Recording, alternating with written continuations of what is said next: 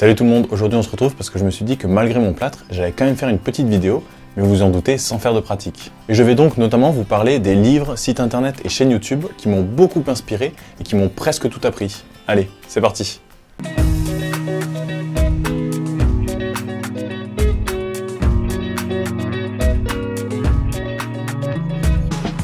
Donc déjà pour commencer, si j'ai précisé que les livres, sites internet et chaînes YouTube m'ont presque tout appris, c'est parce que je pense qu'on apprend énormément et même parfois beaucoup plus en pratiquant plutôt qu'en lisant, en écoutant ou en observant les choses qui se font. Ainsi, vous vous rendrez parfois compte que ce que vous avez pu lire ou entendre ne fonctionne pas forcément dans votre potager. Et inversement, il se peut que quelque chose fonctionne très bien dans votre jardin alors que vous avez lu ou entendu que c'était fortement déconseillé. Et la raison de tout ça est très simple, c'est que chaque potager a un sol, un microclimat, un relief, une exposition et un tas d'autres conditions qui lui sont propres. Et donc, ce qui peut s'appliquer chez les uns ne s'applique pas forcément chez les autres. Alors bien sûr, c'est pareil pour moi, c'est-à-dire que tout ce que je vous montre et que je vous dis au travers de toutes mes vidéos, c'est ce qui fonctionne dans mon potager. Ainsi, il ne s'agit que d'un exemple et je vous invite donc à faire vos propres recherches et vos propres tests afin de trouver ce qui fonctionne le mieux chez vous. Voilà, ceci étant dit, je vais commencer par vous parler des livres qui m'ont beaucoup inspiré et qui m'ont permis d'avoir de bonnes bases en jardinage. Je tiens quand même à préciser que je ne suis absolument pas payé dans cette vidéo pour faire la pub pour tel ou tel ouvrage. Ce sont tout simplement les livres qui m'ont accompagné durant ma vie de jardinier. Tout d'abord, le premier livre en lien avec le potager que j'ai eu entre les mains, c'est Un petit potager productif de Rodolphe Groslesia. Puisqu'à l'époque où j'ai commencé à m'intéresser au potager et à en créer un, j'habitais à Toulouse et je cultivais sur à peine un peu plus de 10 mètres carrés. Donc ce livre répondait assez bien à mes attentes. En tout cas, il m'a permis d'acquérir de bonnes bases de jardinage. Et très franchement, c'est un bon livre pour tous ceux qui débutent à peine dans la culture d'un potager. Et en plus, il est très facile à lire. Ensuite, il y a eu le livre La révolution d'un seul brin de paille de Masanobu Fukuoka, qui est un livre traitant de l'agriculture naturelle et du non-agir, qui en réalité ne signifie pas ne rien faire, mais simplement agir le moins possible et au moment les plus opportuns, pour diminuer au maximum les interventions. Alors il faut savoir que ce livre est également un livre philosophique, traitant notamment de la place de l'agriculture et de notre relation avec la nourriture et le naturel dans nos sociétés modernes. Donc vraiment un excellent bouquin. Par la suite, quand j'ai commencé à aborder la permaculture dans le monde agricole, il y a une référence qui s'est imposée à moi.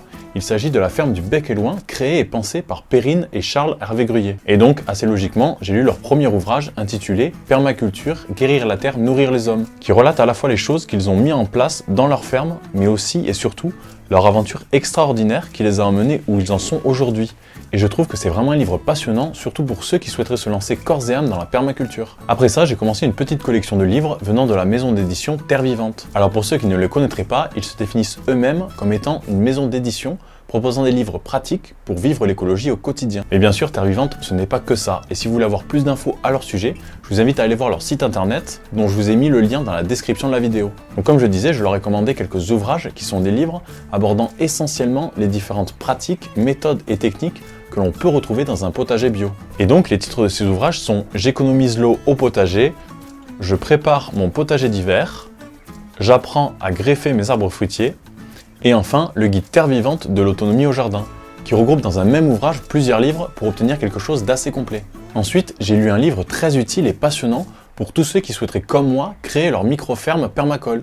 Il s'agit de l'ouvrage Créer sa micro-ferme de Linda Bedoué. Il nous donne de nombreuses clés pour avoir un bon point de départ dans un tel projet professionnel, et notamment en exposant de façon claire les différents avantages et inconvénients qui risquent de se poser à nous. Alors il y a peu, j'ai également lu le livre de Damien Descartes, La permaculture au jardin mois par mois, et je dois dire que c'est assez fidèle à sa chaîne YouTube dont je vous parlerai tout à l'heure. C'est-à-dire que tout est assez clair, avec une très belle approche du potager et avec des méthodes, astuces et techniques qui sont assez simples à appliquer dans notre potager.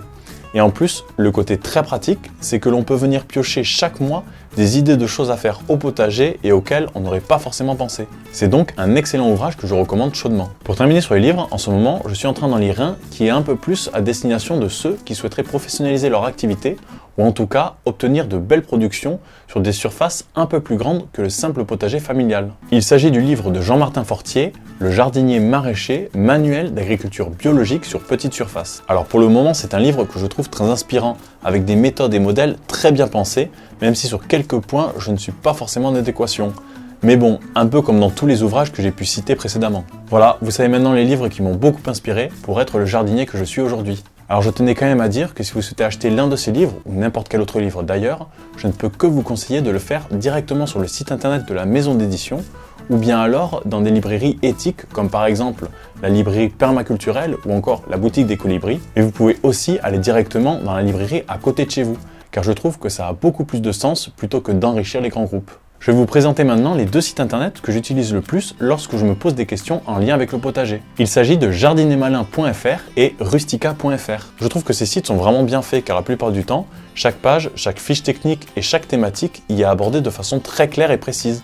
Ainsi, dès que j'ai un doute ou que j'ai oublié quelque chose, ces deux sites internet sont souvent les bienvenus pour m'éclairer. Allez, à présent, je vais vous parler des chaînes YouTube qui m'ont beaucoup appris et inspiré dans ma façon de concevoir le potager. Pour commencer, je tenais à vous parler de quelqu'un que la grande majorité d'entre vous connaît certainement. Il s'agit de Damien de la chaîne Permaculture, Agroécologie, etc. Alors, il faut savoir que c'est avec ces vidéos que j'ai eu ma première approche de la permaculture il y a maintenant plus de 4 ans.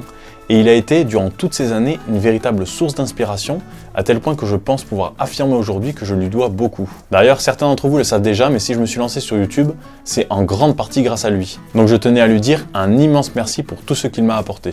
Donc voilà, surtout pour ceux qui ne le connaîtraient pas encore, n'hésitez pas à aller voir sa chaîne YouTube Permaculture, Agroécologie, etc.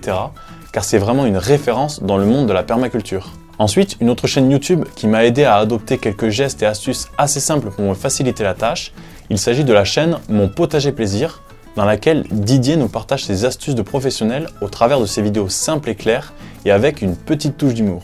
Parmi les chaînes que je suis, il y a également le potager d'Olivier, dans laquelle Olivier nous transmet tout son amour et sa passion pour le potager et la nourriture saine, avec très souvent des notes assez poétiques. Et d'ailleurs, je tenais à le remercier, car à mes débuts sur YouTube, il m'a donné quelques conseils qui m'ont été très utiles.